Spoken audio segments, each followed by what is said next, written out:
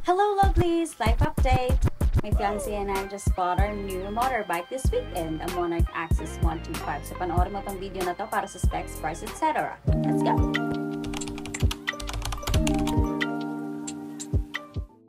Ayan, hindi na pure English para medyo makamasa tayo. So, ito na nga. Nakikita kami sa QC kasi doon nag-work partner ko and doon kami sumakay na minibus patungko Bulacan. Doon kasi may pinakamalapit na Skygo branch sa amin, aside from Lagro branch na late na namin nalaman. Ayun, pumiyahe agad kami after mag-almusal kahit yung isa dyan. Bayaning puyat pa from work kasi excited mabili yung first toy niya. So, pagkababa namin, tumawid lang kami at konting lakad. Tapos, nasa Skygo, San Jose del Monte, Bulacan branch na kami. Pag nag-commute ka, sakyan mo yung mga nagbababa sa tungkot. Sabihin mo sa Skygo ka lang bababa paglagpas ng Wilcon dito.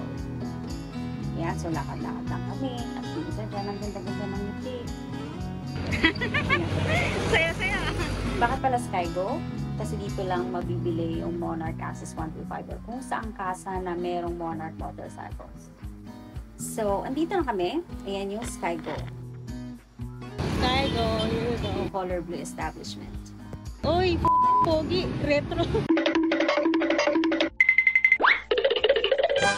Pagdating namin, tanong-tanong lang kami sa application. Upo muna sa Getly habang excited makita yung Axis 125.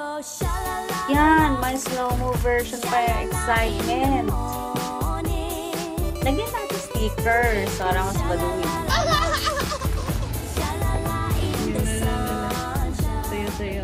Alright, going back. Ayun, nakita na rin sa wakas sa pagkapoging, classic looking at an affordable price with pumapalag na specs sa merkado, ang Monarch Axis 125.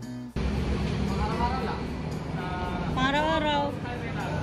May mga off-road din.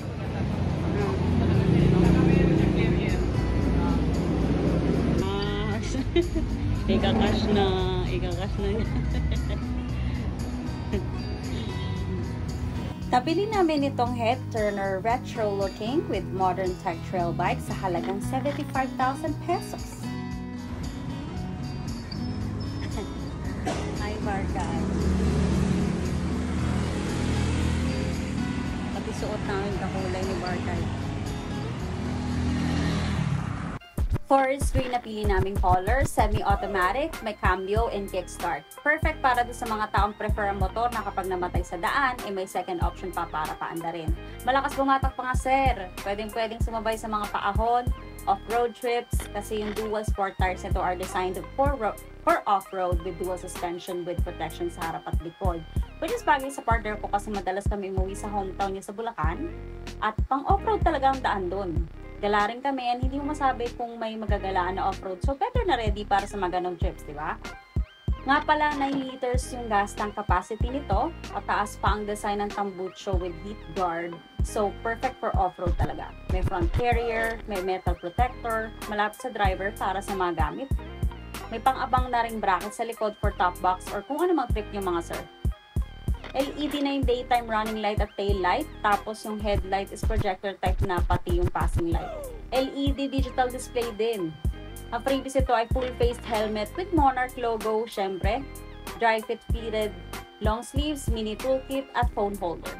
Inabot na rin sa amin yung manual at warranty. Take note, sa presyong abot kaya, 75,000 pesos lang pag cash, 3,000 down payment yung lowest for installment.